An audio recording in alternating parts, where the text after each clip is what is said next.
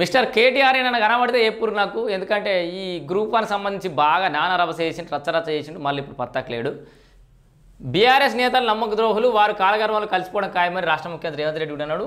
12 ఏళ్ళు గ్రూప్ 1 పరీక్ష నిర్వహించలే, ఇప్పుడు నిర్వహించి నియామక పత్రాలు కూడా అందజేశారు. మీ అందరికీ తెలుసు గ్రూప్ 1కి సంబంధించి అవకతవకలు జరిగినాయి అని కోర్టుకోవడం, దాన్ని ఆపడము, నియామకాలు ఆపడం, ఆయన తల్లిదండ్రులు ఏడిపించేలాగా విధంగా ప్రవర్తించడం, ఒక్కొక్క ఉద్యోగాన్ని 2-3 కోట్లకు అమ్మిర్రు, వీళ్ళు కొనుక్కున్నారు అని చెప్పేసి వాళ్ళని బదనాం చేసే ప్రయత్నం చేశారు. 30,000 కూడా చూడలేదు సార్ మా మొక్కలకి 3 కోట్లు ఎడికెళ్ళి తెస్తామని ఒక తల్లి ఆవేదన.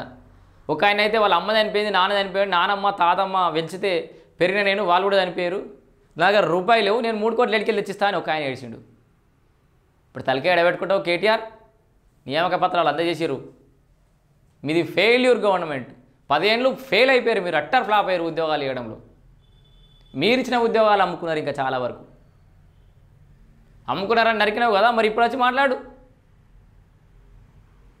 ఇంత దారుణమా? ఇగో ఒక్క ఉద్యోగానికి 2-3 కోట్లు తీసుకున్నారట. ఎవరి దగ్గరైనా కనీసం ఛాయ్ అనేది తాగానా సీఎం రేవంత్ రెడ్డి గ్రూప్ 1 అభ్యర్థులకు నియామక పత్రాలు. ఇప్పుడు నేను మొదటి నుంచి చెప్తున్నాను, ఆ ఎగ్జామ్ రాయకుండా పాపం ఇంకా ఇప్పుడు ఈ నియామక పత్రాలు అందుకున్న వాళ్ళని చూస్తుంటే, నీ మాటలు నమ్ముకొని, నీ రాజకీయ స్వలాభం కోసం నువ్వు రెచ్చగొట్టినటువంటి వ్యాఖ్యలు నమ్ముకొని ఎగ్జామ్ రాయకుండా ఉన్నటువంటి మెరిట్ స్టూడెంట్స్ చాలామంది మిగిలిపోయారు పాపం. నేను అప్పుడు ఆ ధర్నా జరిగేటప్పుడు చెప్పిన, బిడ్డ సోదరులారా, సోదరీమణులారా, ఎగ్జామ్ రాయరు ఫస్ట్. సరే ఓకే, అది ఏమవుతుందో డిసిషన్ నిజంగానే దాంట్లో కంటెంట్ ఉంటే కోర్టులో గెలుస్తాం, ఓడుతాం, తర్వాత విషయం.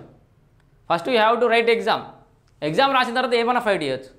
మీరు ఎగ్జామ్ రాయకుండా ఉంటా అంటే కేటీఆర్ నమ్ముకొని ఆ కోర్టుకి ఈ కోర్టు కని పోతే, ఆ కోర్టు దాని మధ్యలో వదిలేసిండు, చేతులు దులిపిండా, అశోక్ నగర్ పాలు చేసేసిండు మళ్ళీ మనల్ని. ఇన్నేళ్ళు మీ తల్లిదండ్రులు మిమ్మల్ని కష్టపడి చదివిస్తే ఎగ్జామ్ రాయకుండా వాడెవడో రాజకీయ నాయకుడు చెప్పినట్టుని ఆగమైపోతుంది. ఇలా మిగతా వాళ్ళు ఉద్యోగాలు సంపాదించుకొని,